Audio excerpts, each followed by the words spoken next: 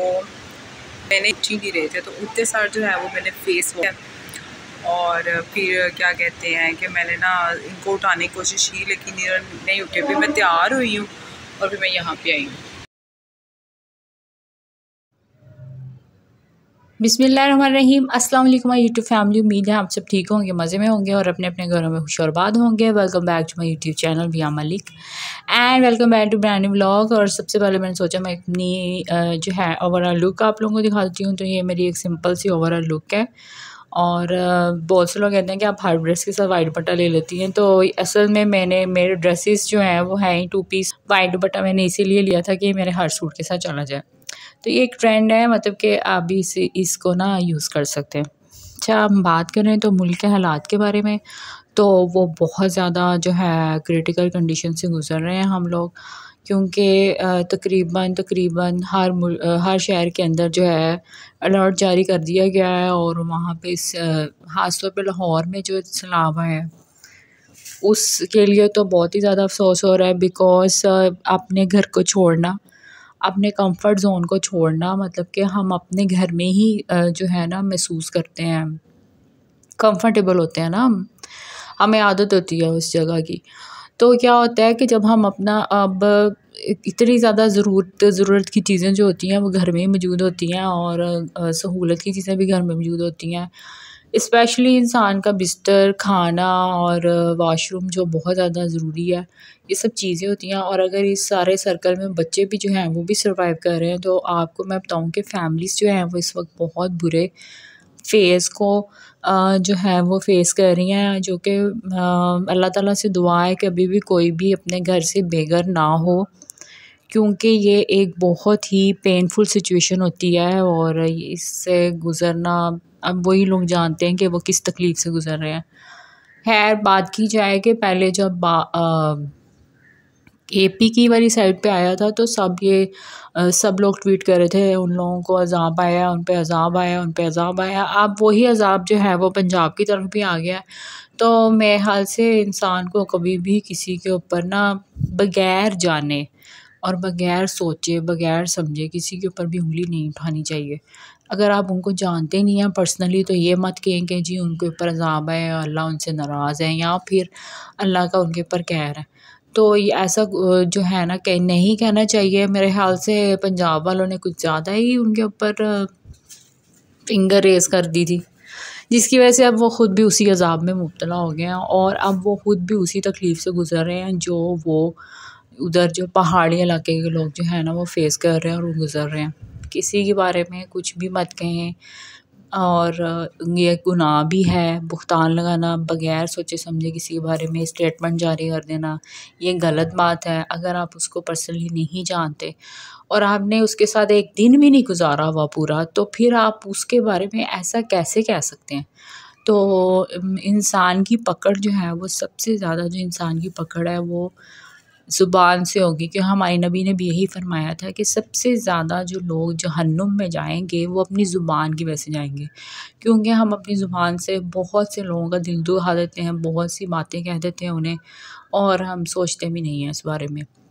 तो इसके कॉन्सिक्वेंसेस हम अपनी लाइफ में भुगतते ज़रूर हैं, क्योंकि हमारी पकड़ ही ज़ुबान से होनी है। और दूसरा ये है कि ज़ुबान ही वो चीज़ है, अगर हम अखलाक करते हैं कि हकूक़ुल इबाद जो है निभाते हैं, जो कि दुनिया भी उसमें आ जाती है, हमसाए भी आ जाते हैं, सारा कुछ उसी में आ जाता है। और अगर हम वो अच्छे से करते हैं तो वही चीज़ हमें जन्नत में भी ले जाएगी, बगैर ये कि हालांकि नमाज फ़र्ज़ है, लेकिन फिर भी अल्लाह ताला ने फरमाया है कि अगर वो ऐसी चीज़ है जो हम पे फ़र्ज़ भी नहीं की गई, लेकिन उसकी वजह से हम जन्नत में जा सकते हैं। और अगर आप उसी एक चीज़ को गलत सेंस में यूज़ करते हैं, जैसे कि ज़ुबान है हमारी, हम अपनी ज़ुबान से लोगों को दिल तोड़ देते हैं, हम अपनी ज़ुबान से लोगों को, हम इतने कंजूस इंसान इतने कंजूस होते हैं कि वो अपनी ज़ुबान से किसी को 2 लफ्ज़ हमदर्दी के भी नहीं बोलते। वो कहते हैं कहीं इस 2 लफ्ज़ों से ही ये इंसान खड़ा ना हो जाए।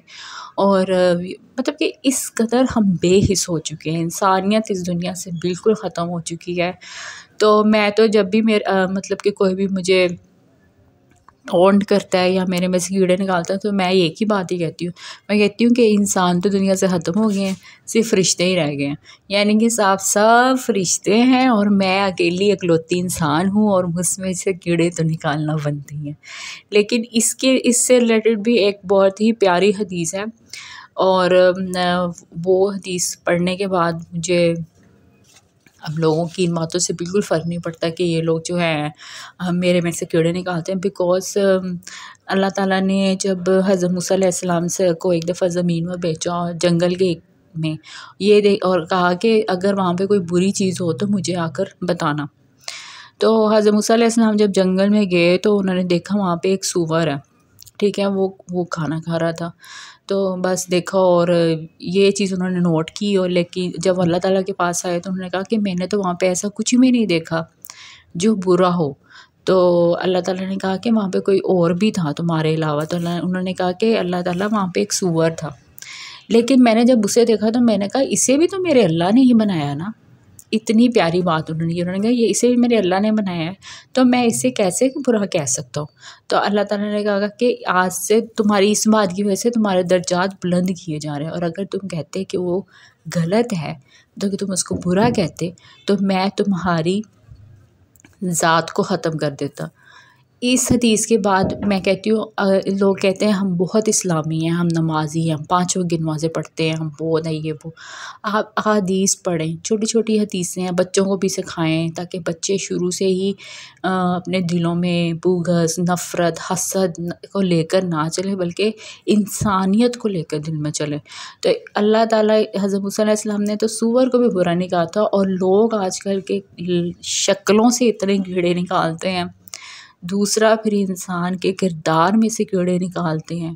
फिर इंसान की बारी आ जाती है इंसान की बॉडी की, उसमें से कीड़े निकालते हैं, और उस चीज़ में से चीज़ें कीड़े निकालते हैं जिसे बनाया ही अल्लाह की ज़ात ने।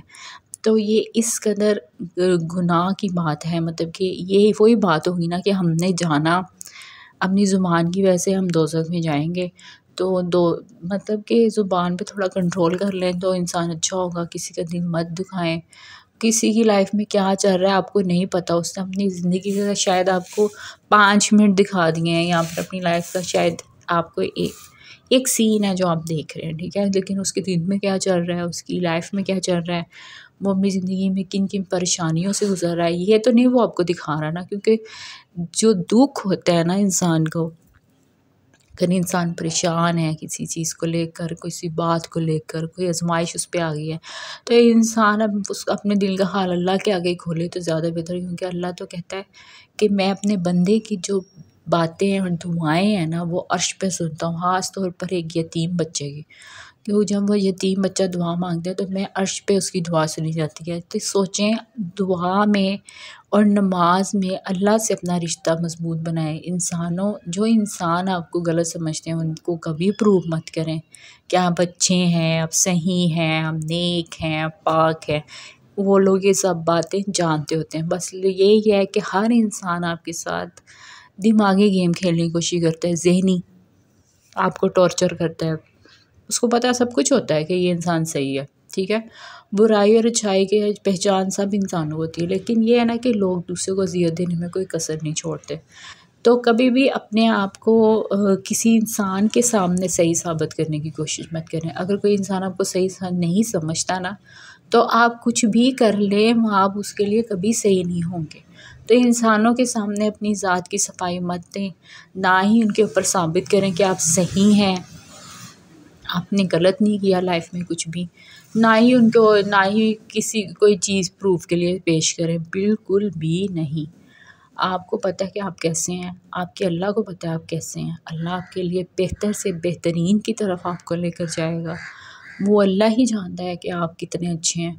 तो फिर जब आपको रिज़्क़ देने वाली उसकी ज़ात है, आपकी सांस जो इंसान को आ रहा है वो भी देने वाले अल्लाह की ज़ात है, ज़िंदगी में खुशी और गम की जो आते हैं हमारी ज़िंदगी में वो भी देने वाली अल्लाह की ज़ात। तो फिर अल्लाह पे साबित करें, अल्लाह आपको जानता है, और वो रहमान भी है, वो रहीम भी है। वो तो कहता है कि मैं अपने बंदे को माफ़ करता हूँ, और ये इंसान कभी भी जो है वो माफ़ नहीं करते। क्या होता है, कोई एक बात होती है या कोई एक चीज़ होती है, उसको लेकर बैठे रहते हैं, 50 साल गुजर गए हैं, 70 साल गुजर गए हैं, बैठे रहेंगे। और उसके बाद जी इनको कोई भी उसके बाद इंसान बहुत सख्त होते हैं, मैंने जहाँ तक देखा है कि उसी चीज़ को लेकर कब्रिस्तान में भी चले जाना है, नफ़रतों को, हसद को, बुग़्ज़ को लेकर पेट में कब्रिस्तान जाना है, लेकिन ज़िद नहीं ख़त्म करनी।